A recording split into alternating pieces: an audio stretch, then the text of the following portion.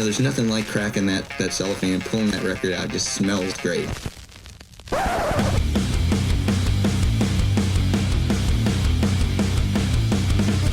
Welcome to BODS Mayhem Hour. Non-stop hardcore energy. I love the show, guys. You're awesome. Unlike any other. With your host, John the Bod, a.k.a. The Bodfather. Man, this stuff rocks.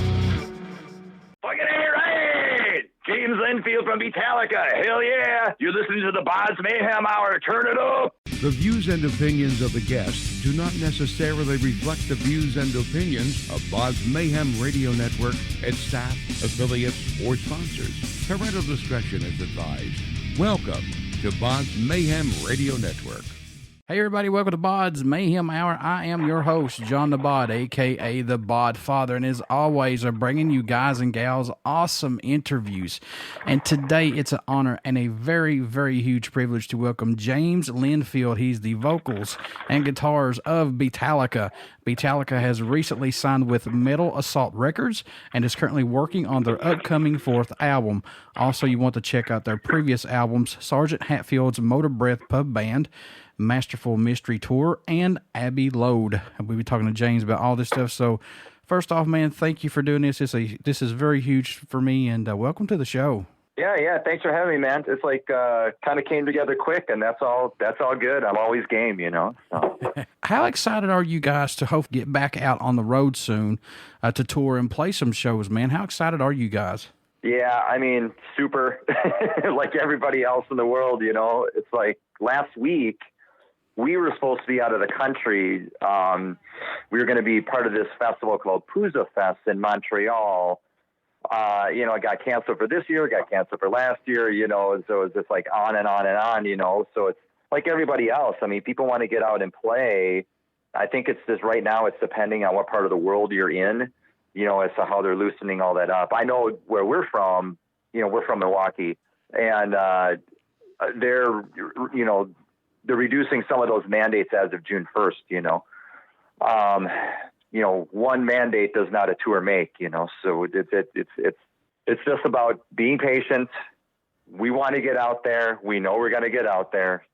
Hopefully it's sooner rather than later, like everybody else. So did you find yourself doing anything differently other than working on music, maybe such as like collecting or catching up on anything possibly? Well, I play in 4 projects. Oh, wow. Okay, so BEAtallica is just one of the things that I do. So I released a solo record of, I do like a lot of acoustic folk, and it's somewhat based in Americana, somewhat based in ethnic Irish sorts of things. So I put out a record. I started getting that stuff together and did some recording. And then I also play in another band, which is a Celtic rock band called Riley. And we've done stuff with like Flogging Molly and Gaelic Storm and Red Hot Chili Pipers, just to, name a few. But that band is also starting to get together material, So it everyone goes through this state where they can't play. Well, it doesn't mean you're not being creative, hopefully. So that's just some of the stuff that I did. I know that our guitar player, Gerg Hammondson, he has a studio here in downtown Milwaukee. He was working with a lot of clients, and it was a great environment because, you have the control room, which is separate from all these other ISO rooms. So everything was clean and good and really easy. No contact if you didn't want contact. And so that was great. And then our drummer, Andy, otherwise known as Jimmy Olnick. I mean, he plays in 3 bands, and our bass player, Dr. Robert, he plays in 4 bands or something. So, and writes, so everyone is doing something, COVID or no COVID, and playing live or not playing live. It's all about staying creative. And, if you're a writer, you should always be writing, that's the bottom line. So it's going to be interesting to see what actually unfolds and comes out down the road after COVID, once everything gets loosened back up, to see where people's minds were at when their new albums come out. You know what I mean? Because it's going to be a little interesting to see if they actually use the material that they have, that was stored away, or just completely go in the opposite direction. So it's going to be interesting. Yeah, I mean, to be honest, ours is going to be a combination. You know, we have 11 tracks that we sent to Metal Assault and to Q Prime, which is Metallica's management. We sent that to them last week. Now, just because we have 11 tracks doesn't mean that we're going to put out 11 tracks. We probably won't. We'll probably save some. But as far as the newness of the material, I mean, there's some riffs on there that Gerg and Robert are presenting that, man, they've been hanging on to for literally decades. Wow. Yeah, and that's cool, you know. And then there's some stuff that's totally brand new. And then there's some stuff that's kind of been around for maybe 3 to 5 years that we've been working with and kind of altering and, you know, throwing it on the grill and, you know, checking it for temperature and seeing if it's done, you know what I mean? Yeah, yeah. So, yeah, it's always a combo. I mean, you know, again, I think you should be writing, but it doesn't mean that you can't be using older material. And, you know, maybe when you wrote that song, you know, 10 years ago, weren't finding that last hook, you know, and you needed that other writer to collaborate with, or maybe your mindset just was in a different place and now you're more experienced with these sorts of lines, and it's like, oh, I get it now, you know, I can hear it now. So it's an interesting process, that's for sure. How excited are you guys to be signed with Metal Assault Records, man? This has to be like a fresh of breath air for you guys. Yeah, I mean, I've known Andrew, it's got to be for at least 10 years. I mean, we met when he was still doing solely media, and he was doing just what you're doing now, you know, and he was doing some stories on BEAtallica, and, you know, we get out to the West Coast, and, you know, and I know eventually he got into some other lines within the industry and then formed Metal Assault, you know, as a label. And, you know, we still have a good relationship, you know, personal relationship with our former label too. So there wasn't like any hard feelings or anything like that. It's just that when, you know, we started having these discussions with Andrew and Metal Assault, we're like, okay, you know, these guys have this sort of focus. Here's their plan. We just think it was just going to be the right thing for us to do. And plus we already had somewhat of a relationship, or, you know, and definitely a friendly relationship before any record label sort of thing came along, you know, so that part was all easy. And thankfully our old label and myself and Metal Assault, and our old label is called Oleo Entertainment, and we all had just like a really good cordial Zoom meeting of, hello, this is who we are, everyone's cool, you know, tell me what you need, how can we make this easy, you know. Everyone was just really good, you know, and that was important to me, you know, personally, just because I'm usually the one that's handling all the kind of the operations and everything. So that's great, you know. But signing with Metal Assault will be great. It is great. Everything's going to be cool. I mean, we're hoping for November. Don't know an exact date in November, but that's what we're hoping for. And we start laying down tracks at the end of July. I mean, that's already set. You know, we kind of have a game plan. You know, it's kind of have a timeline. So it should be all good, you know. How did this actually come together, Jaymz, to take Beatles and Metallica songs and mash them together, man, and especially the vocals, what style of vocals that you guys wanted to do? Yeah, well, I mean, as far as how it's all started, I mean, like a lot of things, it's a happy accident. I wasn't playing in a formalized rock and roll band. I was doing acoustic stuff, and I was just hanging out with a buddy of mine who used to be in BEAtallica, and we started just messing around with just some fun sort of April Fool's type joke, mockery, fun stuff, and we recorded them and handed out on April Fool's Day at this little festival thing called Spoof Fest, which is in Milwaukee, and I booked that festival. Now, BEAtallica did not play Spoof Fest. We did a spoof of Metallica, and what would Metallica do as an April Fool's joke but release this record? So that got handed out. We made 50 of them. That's when people still had the big giant CD burners as big as a microwave, trying to get CDs out. We were literally writing on them in marker, and everything. Here's it is. And it was just this one-off sort of thing that ended up gaining legs and bigger legs than what we ever expected. And then the internet started getting bigger, and BitTorrent and file sharing and all these other things, that it just kind of aligned itself correctly. Now when that happens and you don't really have a hold of it, then things can kind of come off as scary, and it's like, oh, what the hell is this? And people don't really know what to do with it. Now I think the world is just so used to the digital age and people being more creative and having a more open mind that something like this comes along, and it would be a lot easier to manage and get a grasp on. But when it first started coming out, man, people were just like, they just didn't know what to do with it.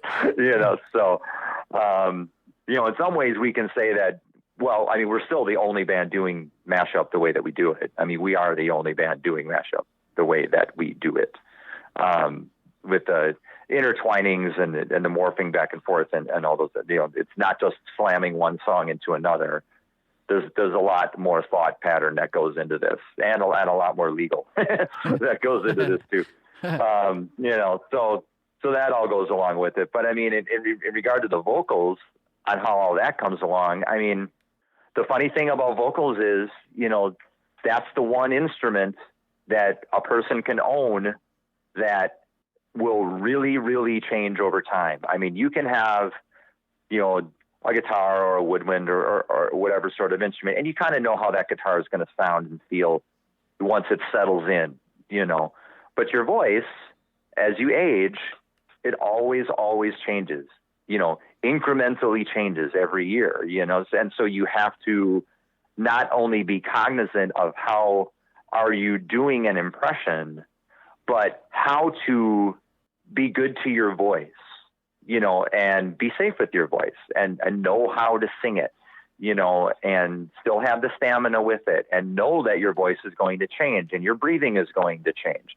And in order to get to the place that you want to be, there are certain things you need to do to take care of yourself and warm up and do all these other things that any other band can and really should be doing, especially singers. So every year, and with, there's going to be something in my voice that changes. And so it's going to be really interesting when we go in to record now to put out this record that, we haven't put out an album in a long time. So it's going to be interesting on how this stuff sounds just on basic tracks, what the delivery is going to be. I already have an idea of what I want it to sound like and like the type of approach that we want with it. And we've had that whole discussion as a band, but how's it going to come out? Mm-hmm. And I love the recording process, and so does Dr. Robert, our bass player. I mean, he just posted on social media last week about how much he loves the recording process. And so we're all looking forward to it. But it is going to be interesting. It's not just you just go in and do it, then it comes out.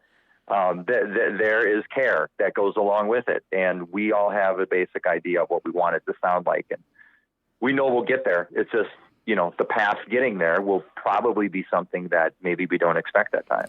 How shocked are you that you guys have a huge fan base, looking back on where this has started out as just taking that disc out and handing it out to folks until now, what you guys have supporting you? Yeah. I mean, I think in some ways you could say like, wow, yeah, holy crap, how did this ever happen?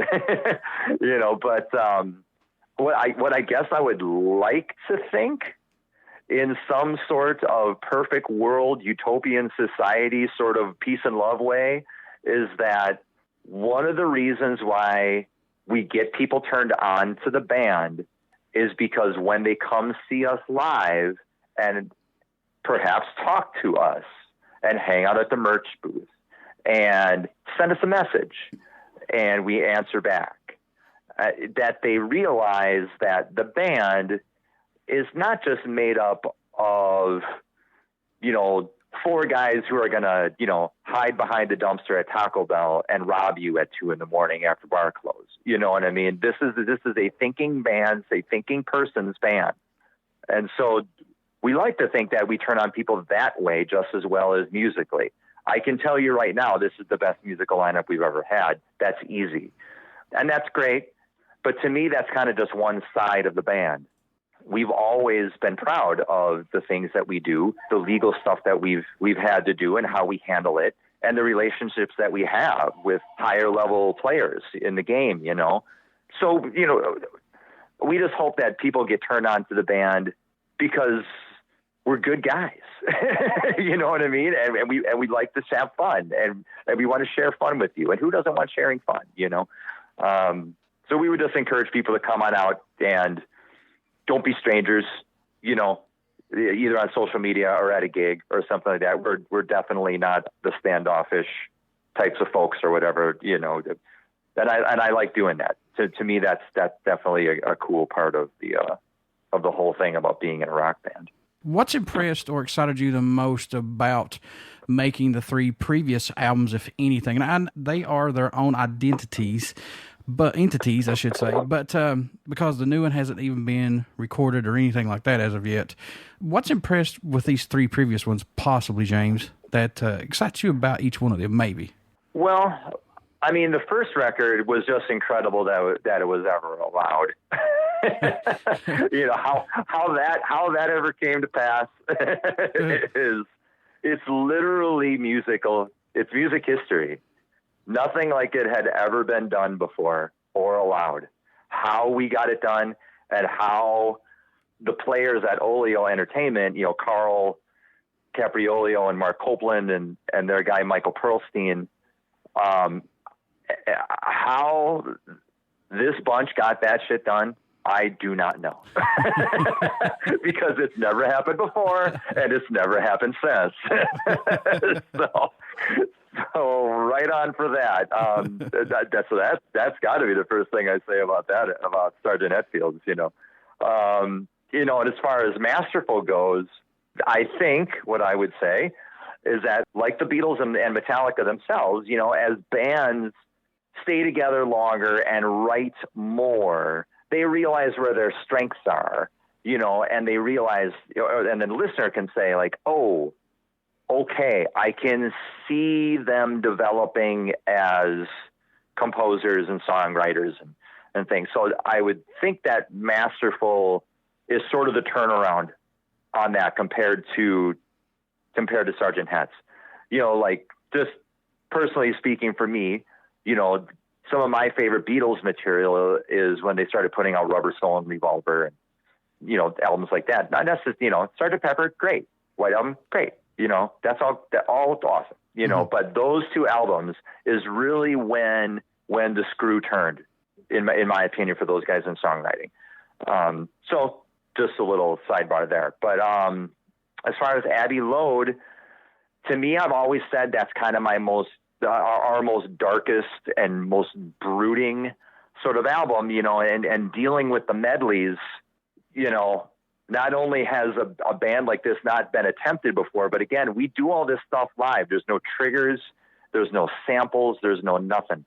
So I remember the first time that we did both of the medleys back to back live. You know, wow. So now you're not just doing, the Golden Slumbers medley and the Abbey Road medley. You're doing the Abbey Road medley. So it's both. It's the mashup, you know, it's both bands plus your own inclusions on songwriting material. And those are the medleys you're playing, you know.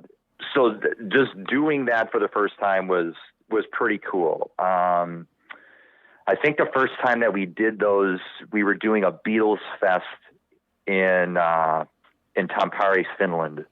We did that for the first time. And our buddy Mike Weber from Chicago, he came along with us and did this kick-ass video wall and everything with it. It was stellar. It was totally cool. But I was playing and I couldn't watch the stupid video wall because I had to pace forward, you know what I mean? But I was like, damn it. So, but that's what I would say about those albums, you know, about the 3 full lengths, you know, just my thoughts about them first off. So. Were these actually difficult to do these songs like this? Because I mean, you want to add your own style, you want to use your own creativity as a band. But putting these songs together, I mean, I listen to it and I'm like, oh my God, there's so much stuff in this, change this, change that. And I mean, it has to be difficult to do this at points. Yeah. Oh yeah, for sure. I mean, I remember we were working on a song that it has never been released, although we played it live. We're not allowed to release it. But we were working on a composition called Something Else Matters. Uh-huh. So a combination of something and then nothing else matters. And the guitar player that we were working with at the time, he just looked at me every rehearsal and he goes, "My head hurts." It's like, I know, man. Stay with me. So yeah, I get it. And now it's to the point too where it's like our drummer will just say, yeah, people will ask, about, well, why do you do this in this part of this song? Or why isn't the riff like this? And he just looks at him and he just shrugs his shoulders and he just goes, "'Cause it's BEAtallica." That's why. So whenever something comes up that's sort of like a head scratcher or a conundrum or something like that, he just looks at a person and just goes, BEAtallica. That was just a catchphrase. His own band is his own catchphrase now. So that's like right. Right on. And you guys are used to doing what you're doing. And I mean, this is not even, this is easy for you guys now. You know what I'm saying? I mean, this is like your comfort deal. And then somebody else that comes in, they're like you said, the one producer recording was like, "Oh my God, my head hurts. Stop." I mean, yeah, this is a whirlwind for them. It's like, oh fuck, what did I get into? Yeah. But it's like when we're composing our own, like for this upcoming record. Yeah. You're just like, okay, we've never worked with maybe this piece or whatever. And you've been listening to, the original, Beatle or whatever material or Metallica material for how long? Decades. And like, okay, don't even think about it, permanently lose it from your memory because you cannot follow that. You have to do something else. You have to treat it like it's a brand new thing, which essentially it is. You can have, there's going to be some songs that are on the record that are going to be influenced by this or influenced by that. Will it be a direct list of something? No, but you can hear the influence. Like if you listen to a band like Cheap Trick, and I love Cheap Trick, but you listen to some of their songs and their chord progressions and you're just like, of course it's this Beatles song, of course, I mean, God, you even listen to I was just listening to the Gene Simmons solo album, 1978 solo album when he was still in Kiss. Oh, wow. Yeah. And it's just like, there are 3 songs on there. I can tell you right now, it's like, of course the Beatles are his favorite band. I mean, that's obvious, and there's even Kiss songs, like, Journey of 1,000 Years, the last song on Psycho Circus. That's a total Beatles song, but he's not lifting anything from the Beatles. Of course he's not. But it'd be silly to think it's like, I don't hear any Beatles at all in that. No, that's ridiculous. So inspiration and combinations and what people perceive, I mean, that's all, perception is up to the person perceiving it, we want to give, people that perception of, oh, okay, I get it. I hear it. I understand what you're trying to do here. It doesn't help to be too obtuse. You know what I mean? You still got to give you got to give the people the gravy, Mm-hmm. So. And going back to the whole Cheap Trick thing, Rick Nielsen plays guitar and parts on that solo record. So there's your Beatles, because it's like this is all this all connects very easily. Yeah. Once you start digging into it, Yeah, it's like it all comes back full circle. Everything's meant to be full circle. That's right. That's the way I always look at it, man. So yeah, that's cool. Right. I know you guys said you had 11 tracks that you sent to Q Prime. So are there any on this album right now that you could talk about that are standing out more to you than any possibly? If you don't mind to talk about, maybe. Well, I know that we just got the demos to Metal Assault and Q Prime literally earlier this week, like I think on Monday night or something. So until we start having conversations with Q Prime, we can't start divulging what certain things are or aren't until we have our personal discussion with what we're actually going to release. You know, we want to make sure 100% that we have permission from both sides.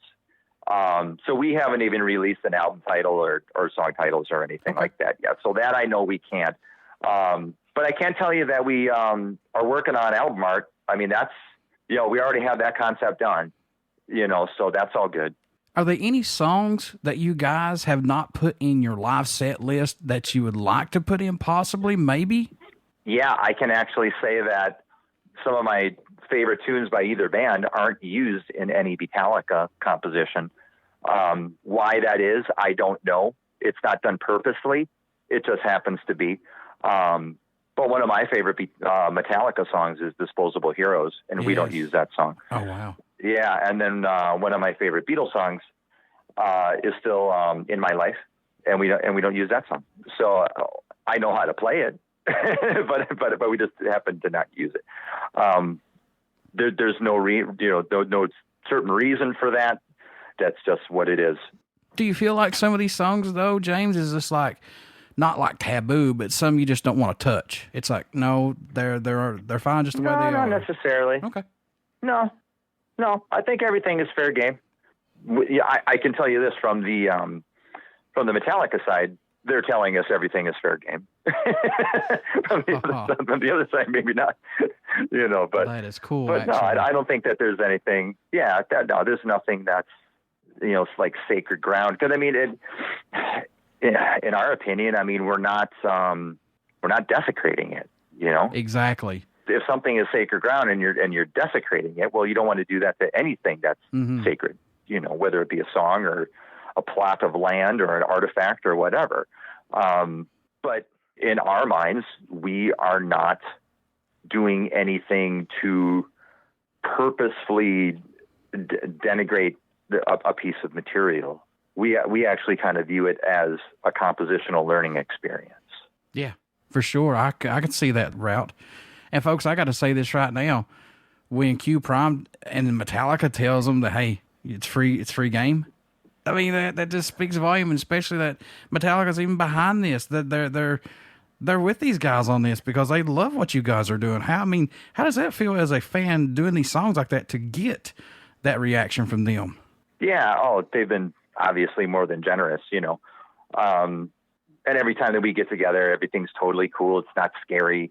We're all good, you know. Yeah. It's not like this, you know, no groveling or anything like that, you know. But as far as having that relationship, yeah, I mean, I remember growing up and wanting to, you know, just be in a rock band that didn't play in the garage. You know, now I can say that to some extent that those guys are our colleagues, you know, and they've been really helpful and really super cool to us. And along the way, we've had other folks that have been really super cool to us and are somewhat, you know, good with us on a friendly level as well. I mean, a lot of people know about the Mike Portnoy relationship and how nice he's been, and he's totally awesome. He's actually played with us live a couple times when we did some stuff at Dream Theater, and that's great. But, you know, last time we were in San Francisco, you know, Will Carroll from Death Angel personally came to the show, you know, and to see us specifically, you know, and we got to hang out with Will, and he's a great drummer, and I love me some Death Angel, and that's all wonderful, you know. So again, that kind of goes back to what I said earlier. It's, you know, one of the things that I think that I try to do with BEAtallica, if there's kids in a band that, you know, have questions or just want to hang, or if it's anyone that just wants to hang, you know, and be cool and just have like those moments of camaraderie with rock and roll, I am 100% all for it, you know. And I think that's an important part about being in any sort of band, not just a rock band, but I mean, it's just important to me personally. It might not be important to everybody else, but I can say it is for me. What do you hope, James, everyone takes away, or message you hope they hear while listening to any of BEAtallica's music in general? What do you hope they get from it, man? Fun. The understanding that people can be creative in different ways, not just lyrically, but musically. And you can put these things together, and if that involves taking chances, possibly failing, that it's okay. God, we've had so many different versions of songs and stuff that just didn't work. So I understand everyone should be there. If you're writing long enough, you should have experienced that. I'd say just a really good part about BEAtallica is knowing that no matter who you are, you can do something that's never been done before. And make that part of your own musical legacy, whether it be historical or not. Just to be able to attempt something that's not been done before is a pretty cool feeling. Yeah, I'm very impressed. I think you guys do it justice, honestly. And I'm not just saying it because you're on here. I just like how you guys promote the songs, or bring the songs to life, I should say. Let's do it that way. You guys do it justice, and I like how you guys bring these songs to life, and it's good, man. Thanks, man. Yeah, I appreciate it. I hope you dig the new record when it comes out. I'd love to get back on with you once you get your grips on it, and yeah, like I say, we're hoping for next year, next year. We're hoping for this coming November. Say next year, we're hoping for playing more. Mm-hmm. But the best thing in the meantime, people can just check us out on our socials. They can go to BEAtallica.org. They can go to, we're on Instagram. We're on Facebook. We're on Twitter, like everybody else is in the world. And really, they could go to the Metal Assault record site. We already have stuff online. Like if people want to pick up the BEAtallica material, all the other records and other merchandise, it's like they can go to Metal Assault, or they can come to our site, and if they're not familiar with it, they can pick up some music and they can say, okay, I get it. Can't wait for the new record to come out. That's really the best way to do it. Yeah. And don't forget, because you guys have this bundle with these 3 albums right now that they can pick up at one time. Yes. Right. Yeah. Metal Assault has that on their site. So if you went right to the Metal Assault site, you can get the bundle pack. Yeah. That's not on our main site. Mm-hmm. But you can get it on the Metal Assault site for sure. James, before I let you go, would you care to do a promo for my show? Yeah. Definitely, man. Fucking right! Jaymz Lennfield from BEAtallica. Hell yeah! You're listening to the BODS Mayhem Hour. Turn it up! Everybody stick around. We got some great stuff coming up, and you only hear these interviews right here on BODS Mayhem Hour and BODS Mayhem Hour Podcast. Please get out and check out our Facebook page. It has our podcast link and our YouTube link, and you definitely want to subscribe to our YouTube link, folks. Come on. Just hit subscribe. You watch people pick their nose and fall down drunk, and they have more subs and views than I do. So come on, help a brother out. Also, please check out BEAtallica. You will not be disappointed. These guys rock what they do. Their 4th upcoming album is going to be released hopefully later on this year. So you definitely want to pick that up and pick up their 3 previous albums that they have already released right now. So, James, man, thank you for this interview. And I thought I would do good in a yell off with James Hetfield. You put me to shame. I bow out. You good. I love the yell off live. You got to come see that. Dude, I do a yell off thing live. Oh yeah, it's great fun. You're welcome on here anytime that you want, man. You have total support from me, and let's get you back on here soon. Thank you, man. Yeah, for sure. Yeah, once the album hits, we'll time it right, and then that'd be super sweet.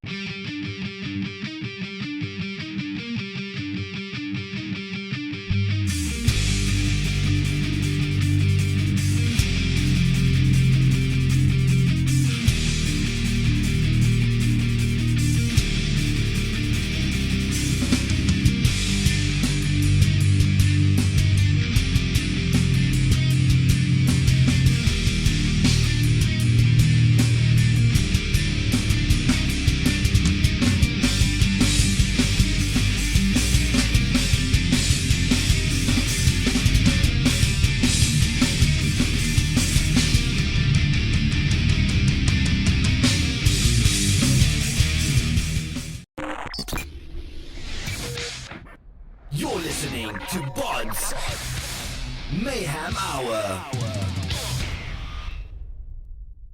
Follow us on Facebook, Twitter, and Instagram.